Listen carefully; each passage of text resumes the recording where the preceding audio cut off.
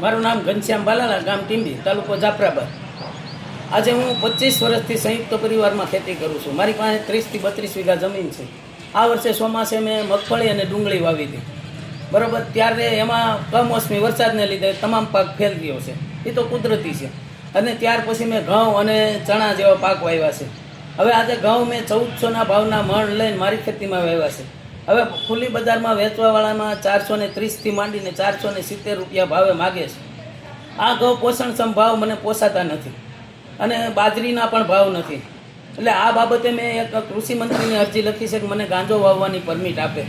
જો કૃષિ મંત્રી મને ગાંજો વાવવાની પરમિટ આપે તો હું એના નીતિ નિયમ પ્રમાણે વાવેતરથી માંડી અને વેચાણ સુધી એના સરકારના નિયમ પ્રમાણે હું ગાંજાનું વાવેતર કરી શકું। કારણ કે અમારા કોઈ પોષણક્ષમ ભાવ નથી।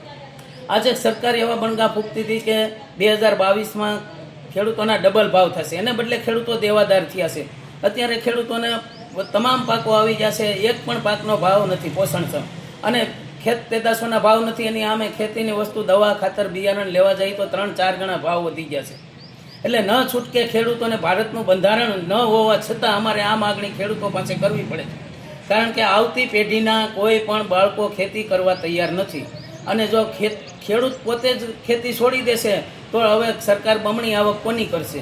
અને બીજા નંબરમાં કે અનાજ, કઠોળ કે ધન ધાન્ય પાક ખેડૂત પકવતા બંધ થઈ જશે તો આજથી 5 વર્ષ પછી દેશ માટે પણ મોટી વિકટ પરિસ્થિતિ આવવાની છે। આ માટે જો અમને ભાવ નહીં આપે તો અમને ગાંજો વાવવાની પરમિટ આપે, અને કાં અમને પોષણક્ષમ ભાવ આપે, બેમાંથી એક સરકાર અમારું કરે।